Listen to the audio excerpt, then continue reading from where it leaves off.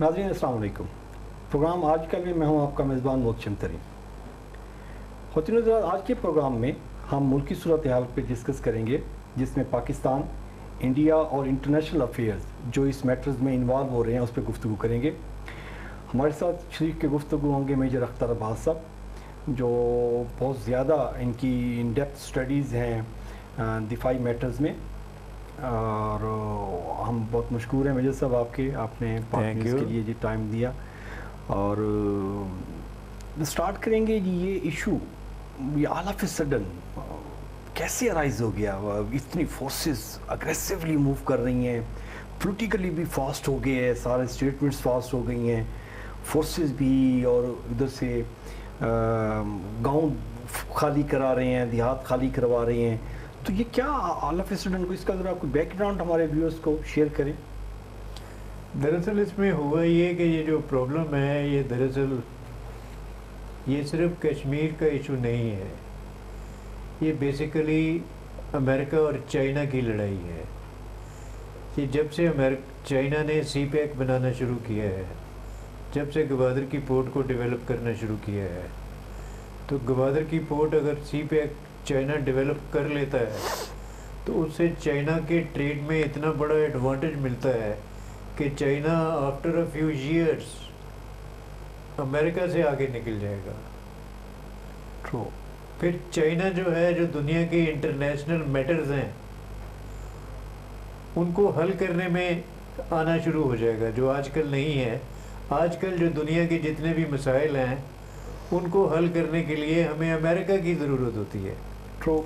और अमेरिका की सबसे बड़ी डिज़ायर ये है कि मैं अपनी वो पोजीशन कायम रख सकूं जिधर दुनिया का कोई भी मसला मेरे बगैर हल ना हो सके, और लोग मेरे पास आए चल के कि जी आप चौधरी हो तो आप ये मसला हल करा दो। इसलिए मैंने पहले भी आपके एक प्रोग्राम में कोट किया था कि टॉम चॉम्स्की की एक किताब है द ग्रेटेस्ट चेस बोर्ड। उसका मेन थीम ये है कि हमें अमेरिका को अपनी वो पोजीशन मेंटेन रखनी चाहिए जिधर अमेरिका दुनिया का कोई भी मसला हो वो अमेरिका की मर्जी के बगैर हल ना हो सके।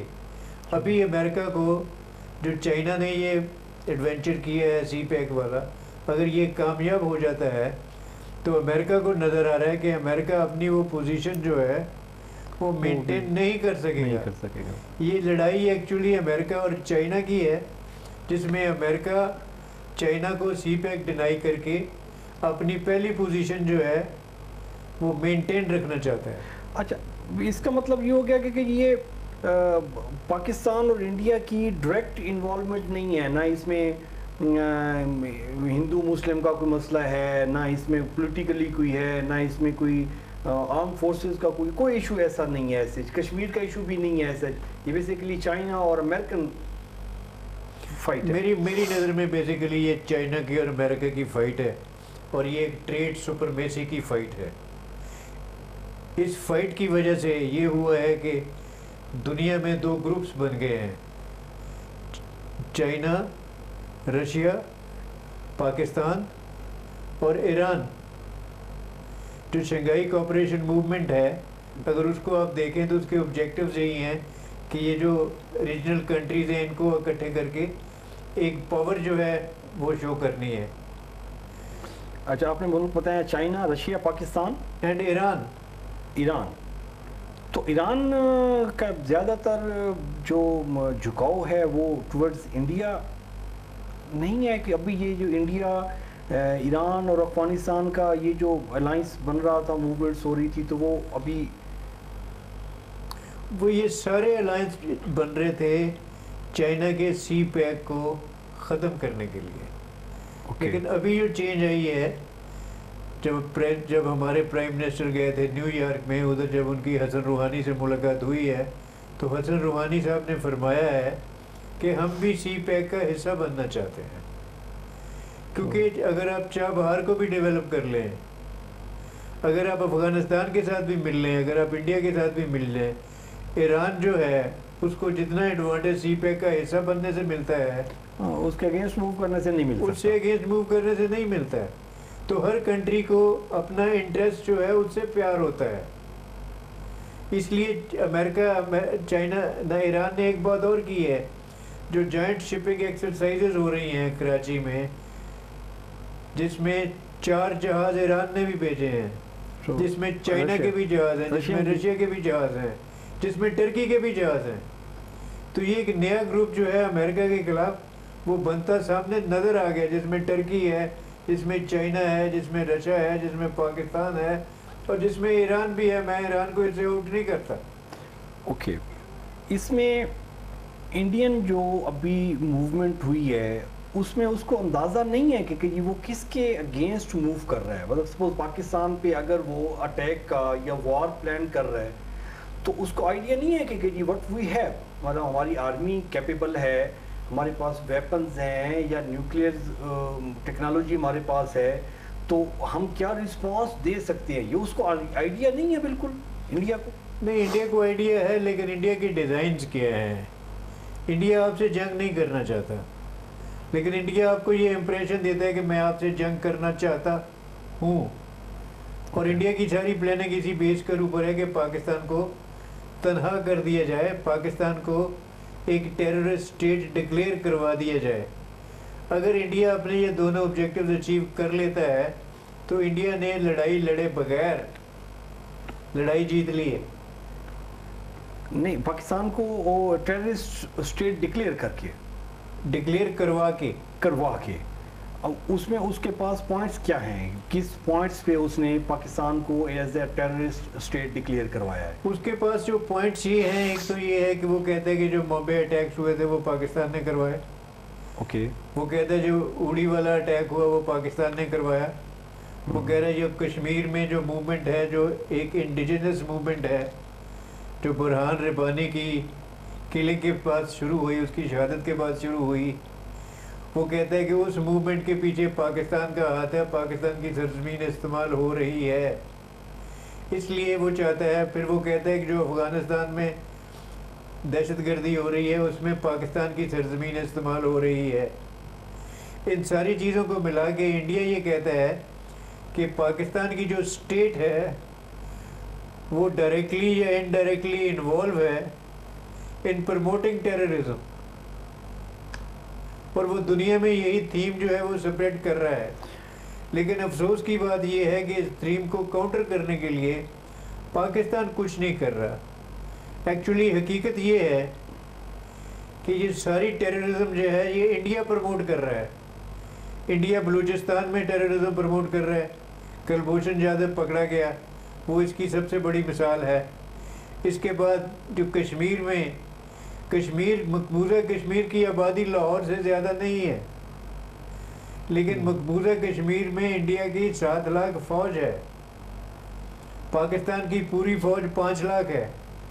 अगर 7 लाख फ़ौज को आबादी के ऊपर डिवाइड किया जाए तो 16 आदमियों के ऊपर इंडिया का एक सिपाही आता है। कश्मीर में 16 आदमियों के ऊपर आर्मी, इंडियन आर्मी का एक सिपाही जो है वो मौजूद है उसमें।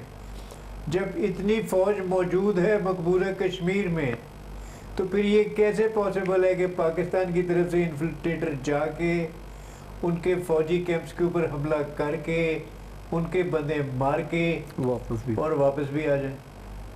ये सारी चीज़ें जो हैं उसको दुनिया नहीं मान रही, लेकिन इंडिया चाहता है कि दुनिया माने। इंडिया का थीम ये है, हिटलर के एक मिनिस्टर थे, उसका नाम था गोएबल्स। उसका प्रिंसिपल ये था कि एक झूठ को इतनी दफ़ा बोलो कि वो सच लगने लगे, कि झूठ सच लगना नज़र आ जाए। इसलिए इंडिया जो है, ये उड़ी वाला वाक़या इंडिया ने खुद करवाया है, लेकिन इंडिया उसको इस तरीके से प्रोजेक्ट कर रहा है कि ये पाकिस्तान ने करवाया है। तो इंडिया जितनी इंटरनेशनल जितने भी फोरम्स हैं उस पे इसको हाईलाइट कर रहा है, प्रोजेक्ट कर रहा है कि जी Pakistan is a terrorist state. तो उसके काउंटर करने में हमारे जो फॉरेन मिनिस्टर्स हैं या प्राइम मिनिस्टर्स हैं, ये अपनी लॉबिंग में किसी के साथ कोई इन्होंने लाइजान किया है कि जी ये एक्चुअल प्रोजेक्शन, एक्चुअल पिक्चर ये है, ये झूठ बोल रहा है किसी प्लेटफॉर्म पे हमारे? एक्चुअली यही प्रॉब्लम है अपने कंट्री का। हुआ ये है कि एक तरफ से मोदी का बयान आता है, उसका जवाब देते हैं जनरल राहील शरीफ। होना ये चाहिए कि मोदी का जो बयान आया उसका जवाब दे ppm prime minister Nawaz Sharif साहब। नवाज शरीफ साहब बयान नहीं देते, ये उसका तो फिर जवाब भिजवा देते हैं। नहीं देते, फिर फौज को वो बयान देना पड़ता है क्योंकि वो बयान देना ज़रूरी है। अब इस सारी चीज़ को एड्रेस करने के लिए होना ये चाहिए कि हमारी फॉरेन पॉलिसी बहुत एग्रेसिवली काम करे, लेकिन हमारा फॉरेन मिनिस्टर ही नहीं है फॉरेन पॉलिसी एग्रेसिवली कैसे काम करे। फॉरेन मिनिस्टर है आजकल नवाज शरीफ साहब। नवाज शरीफ साहब को ये डायरेक्शंस देनी चाहिए, डेलीगेशन भेजने चाहिए। मेरी तो एक और प्रपोजल है इस सारी बात के ऊपर कि इस लड़ाई को सारे मुल्क को इकट्ठे होकर लड़ना चाहिए। उसमें जो इमरान खान है, Imran Khan is a celebrity in Europe. Imran Khan को एक डेलीगेशन बना के देना चाहिए कि वो कश्मीर काज को प्रमोट करने के लिए बाहर जाए, फैक्ट्स फिगर लोगों को वो शेयर करे कि वो ये शेयर करे। ये है। फिर इमरान खान को ये टास्क देना चाहिए कि वो जाके लोगों को बताए कि टेररिस्ट कंट्री हम नहीं है, इंडिया है। फिर दूसरी बात, जो मुशाहिद हुसैन सैयद है उसमें इतनी कैपेबिलिटीज है, उसको एक डेलीगेशन बना के देना चाहिए। आसिफ अली जरदारी साहब जो हैं उसके अमेरिका के साथ अच्छे कनेक्शन हैं, उनको अमेरिका की तरफ मूव करना चाहिए। जनरल मुशर्रफ के दुनिया में कनेक्शन हैं, उनको इस्तेमाल करना चाहिए। लेकिन ये सारी चीज़ें नहीं हो रही। ये सब यहाँ पे एक टाइम हुआ है कि शॉर्ट ब्रेक का। नाज़रीन stay with us, welcome back नाज़रीन।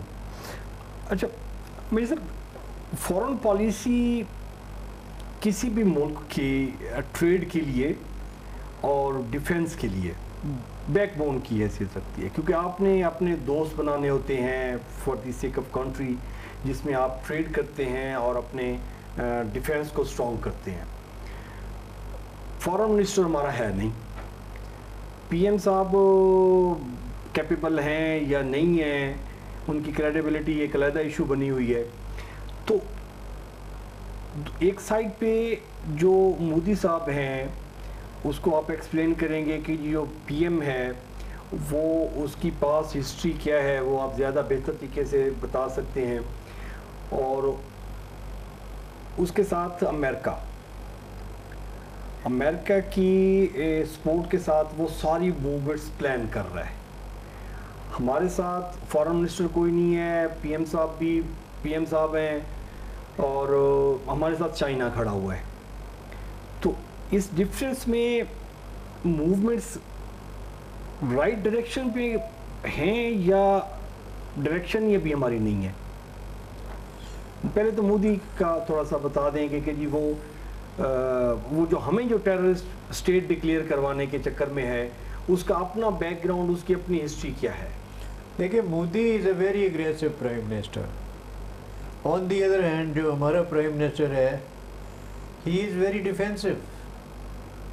अगर मोदी का बैकग्राउंड हम देखें, मोदी ने जब गुजरात में मुसलमानों का कत्लेआम किया था तो मोदी को अमेरिका ने और बरतानिया ने दहशतगर्द डिक्लेयर कर दिया था और उनको वीज़ा उसके लिए बैन कर दिए थे, एंट्री बैन हो गई थी। अब मोदी का ये बैकग्राउंड है, अगर इस तरह का मोदी का बैकग्राउंड है, फिर मोदी ने अपने साथ जो सिक्योरिटी एडवाइज़र अजीत डोवल लगाया हुआ है, जो फ़िलासफ़ी अजीत डोवल ने दी है, वो फ़िलासफ़ी ये है कि कांटे को कांटे से निकालो।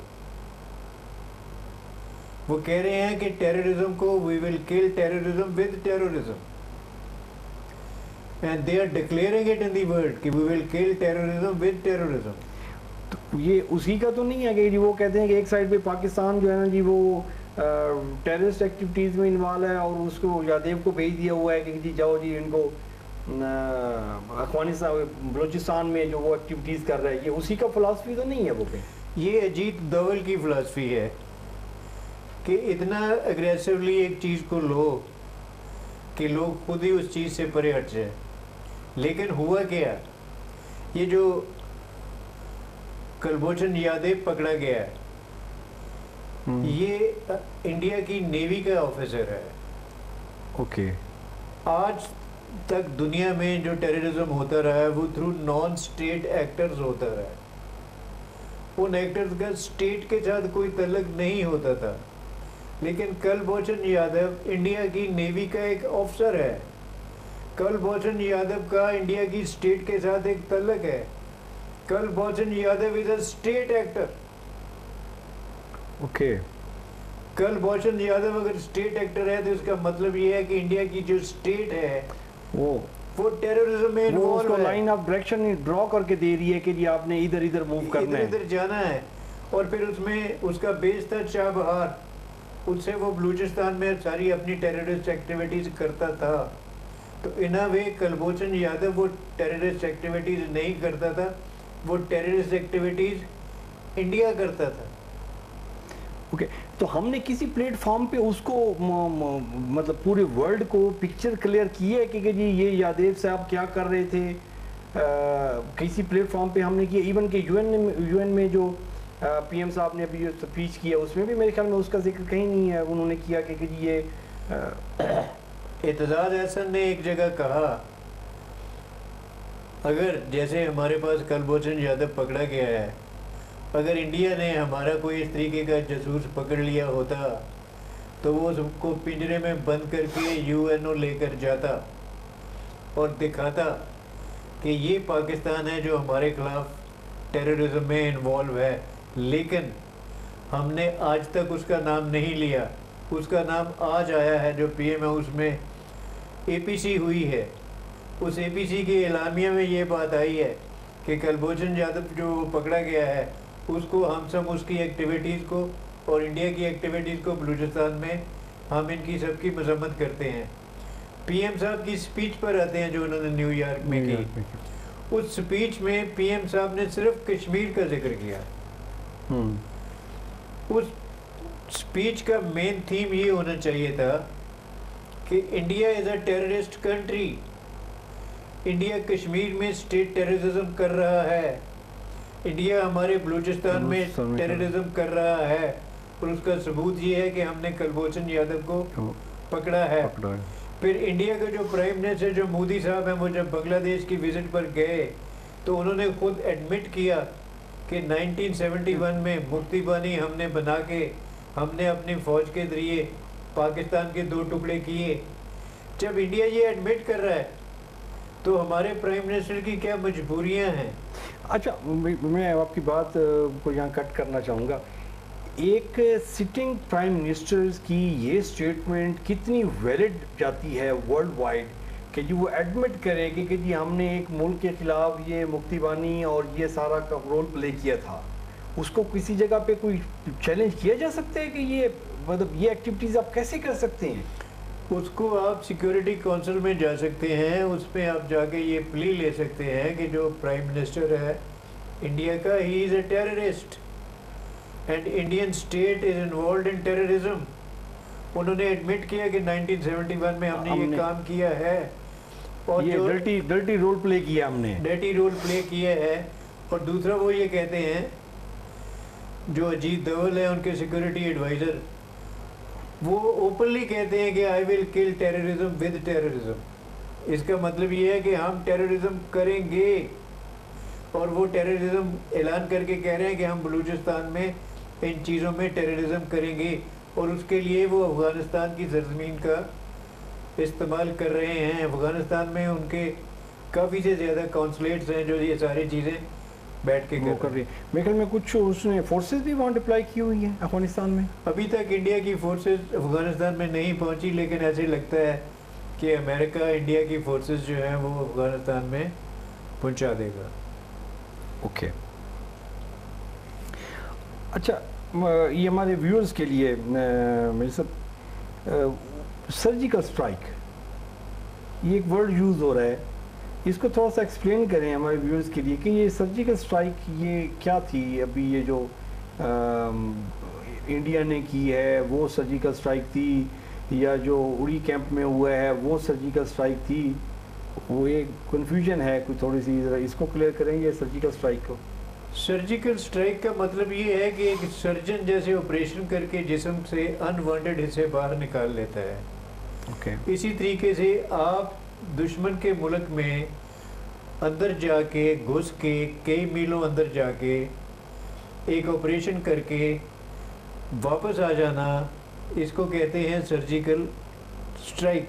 ओके और इसको करने का तरीका ये है कि आप अपने ट्रूप्स हेलीकॉप्टर्स में लेकर जाते हैं, ट्रूप्स हेलीकॉप्टर से उतरते हैं, वो अपना ऑपरेशन पूरा करते हैं, हेलीकॉप्टर उतनी देर तक इंतज़ार करते रहते हैं, फिर उन्हीं हेलीकॉप्टर्स में आप ऑपरेशन करके वापस आ जाते हैं। इन हेलीकॉप्टर्स की प्रोटेक्शन के लिए आपको एयर सुप्रीमेसी चाहिए होती है।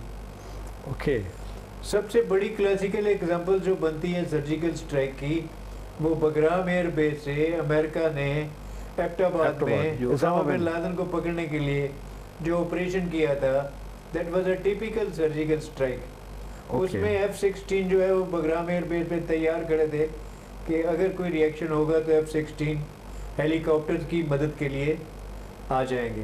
ओके फिर ये जो सर्जिकल स्ट्राइक है, इसके करने के कई तरीके, एक तो ये तरीका है जो मैंने अभी बताया, दूसरा सर्जिकल स्ट्राइक्स आप ड्रोन के जरिए भी कर सकते हैं। ओके जैसे अमेरिका ड्रोन्स के जरिए, कंप्यूटर्स के जरिए स्पॉट करके जी जी, ये टारगेट को, गाना और जनूबी वजीरिस्तान में हाँ, ये जनूबी वजीरिस्तान में, अफगानिस्तान में भी अपने टारगेट को तबाह करता है। इसका तीसरा तरीका ये होता है कि एयरफोर्स के जरिए भी आप टारगेट को डायरेक्ट हिट कर लेते हैं, Directly लेकिन hit कर लेते उसमें हैं, तबाह कर लेते आपके हैं। पर्सनल इन्वॉल्व नहीं हो रहे होते। उसमें पर्सनल इन्वॉल्व नहीं लेकिन होते। हेलीकॉप्टर में पर्सनल इन्वॉल्व होते हैं, वो कमांडो स्पेशल होते हैं, Yes. ट्रेंड होते हैं, वो होते हैं लेकिन जो टिपिकल एग्जांपल है वो सर्जिकल स्ट्राइक की, उसमें ये है कि हेलीकॉप्टर्स में कमांडोज या सील्स वो जाएं, वो ऑपरेशन करें और उन्हीं हेलीकॉप्टर्स में वो वापस आ जाएं। अभी आते हैं कि क्या इंडिया ने कोई सर्जिकल स्ट्राइक की है या नहीं की। इंडिया ने सिर्फ लाइन ऑफ कंट्रोल की वायलेशन की है। Okay. इंडिया सर्जिकल स्ट्राइक नहीं कर सका, इंडिया चाहता था कि करे लेकिन उससे हो नहीं सकी। पाकिस्तान की 2 पोस्टों के ऊपर हमला हुआ था जो इंडियन ट्रुप्स ने किया, जिसमें से 2 सोल्जर्स जो थे वो शहीद हुए, पाकिस्तानी 9 जख्मी हुए जी। और इंडिया का एक सोल्जर पकड़ा गया। ओके उनके मेरे ख्याल में कैजुअलिटीज भी हुई हैं उनकी 6 कैजुअलिटीज हुई हैं जो नो मैन लैंड में पड़ी हुई हैं, वो इंडिया ने उठाई नहीं। उठाई नहीं है। तो वो जो पकड़ा गया उसका नाम है बाबू चौहान, चौहान बाबू। ओके उसको जो टास्क दिया गया था वो यही दिया गया था कि आपने इस चौकी को तबाह करना है।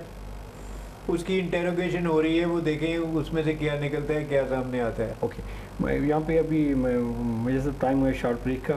नाज़रीन stay with us for quick short break. Come back नाज़रीन। अच्छा मेरे सब ये जो अभी तक वो जो इंडियन जो सोल्जर्स की जो डेथ हुई है वो अभी तक वहीं हैं या वो अभी उठा लिए हैं वो उन्होंने? अभी तक नहीं उठाए गए, उधर ही पड़े हुए हैं। अच्छा तो कोई डर है उनको कि हम उठाने के लिए जाएंगे तो फिर उठाने के लिए जाएंगे और कैजुअलिटीज होंगी, क्योंकि वो कवर्ड है फायर के पीछे, वो नो मैंस लैंड में पड़े हुए हैं।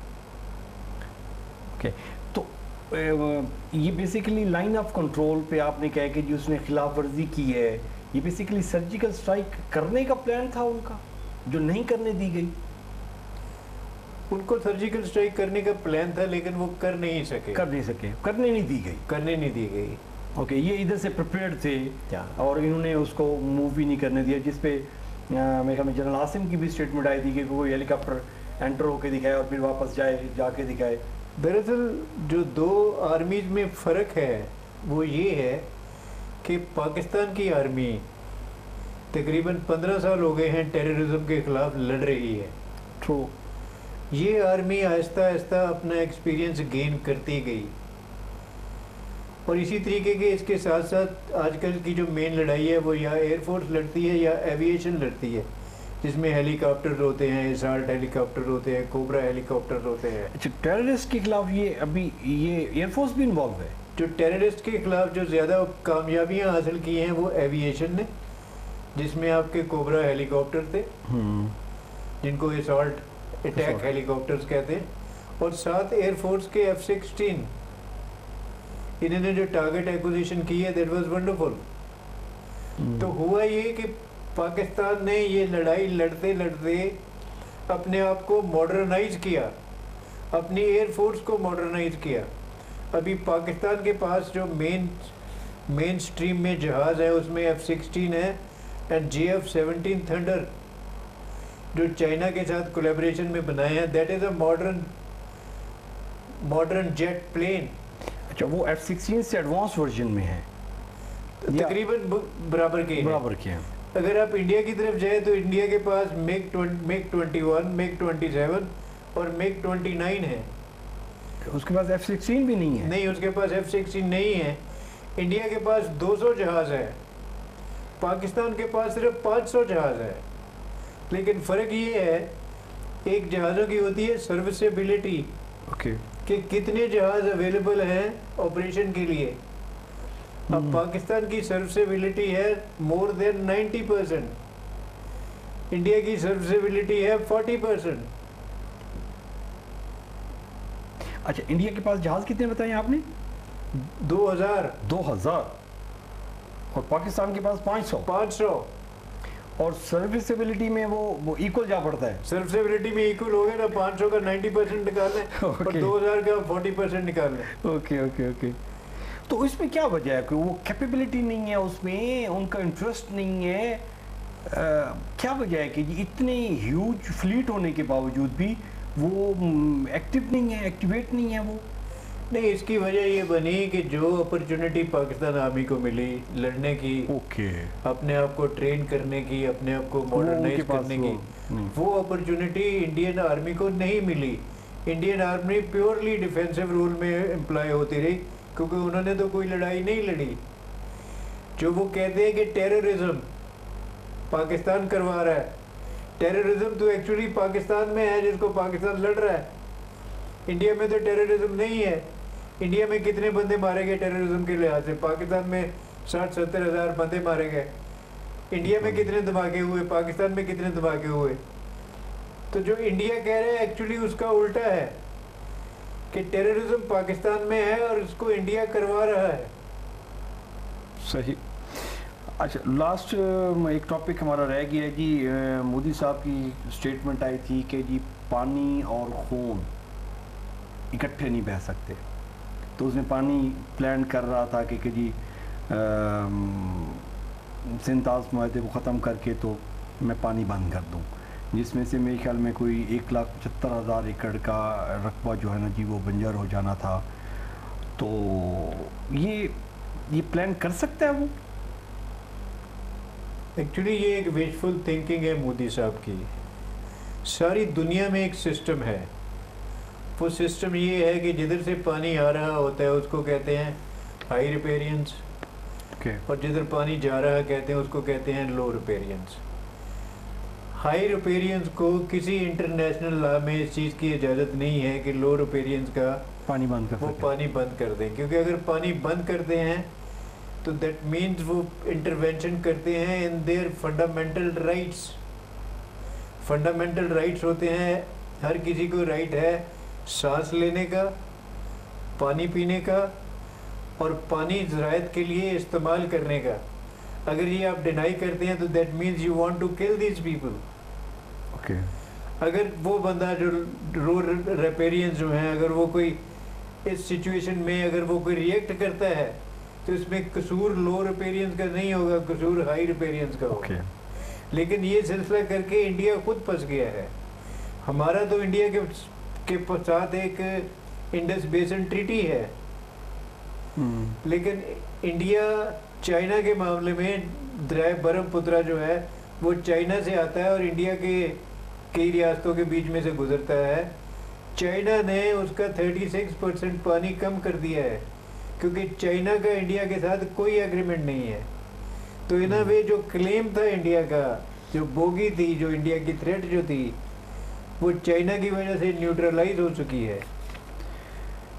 नहीं तो चाइना कैसे उसको पानी को रोक सकता है? वो चाइना ने पानी इसलिए रोका कि इंडिया ने जब थ्रेट दे दी कि मैं पानी रोक लूँगा। अच्छा, उसके थ्रेट पे उसने उसको जरा चेहरा कराया है कि जी ये भी हो सकता है। ये भी एक ऑप्शन है जो आपके अगेंस्ट इस्तेमाल हो सकता है। अभी अगर इंडिया इंटरनेशनल फोरम पे जाके कहता है कि चाइना ने मेरा पानी बंद कर दिया है, तो फिर इंडिया का पाकिस्तान का पानी बंद करने का क्लेम ख़त्म हो जाता है। सही। नहीं तो वो इंडिया जो है ना जी, वो बांग्लादेश को भी आगे कर सकता है ना। जो ब्रह्मपुत्र आप चाइना का दरिया का कह रहे हैं कि जो पानी उसने कम कर दिया, वो शुमाल मशरकी जो 2 सूबे हैं, रियासतें हैं, उससे गुजर के बांग्लादेश तक जाता है। तो वो बांग्लादेश भी तो क्लेम कर सकता है ना कि जी मतलब इंडिया तो एक अलहदा पाकिस्तान का इशू हो गया, तो वो बांग्लादेश क्लेम कर सकता है चाइना को कि जी आपने पानी क्यों बंद कर दिया जी मेरा। अगर बांग्लादेश क्लेम करता है कि चाइना ने पानी गलत बंद किया है, तो जो पाकिस्तान का स्टैंड है इस इशू के ऊपर वो सही साबित हो जाता है कि पानी जिधर से आ रहा हो वो बंद नहीं होना चाहिए।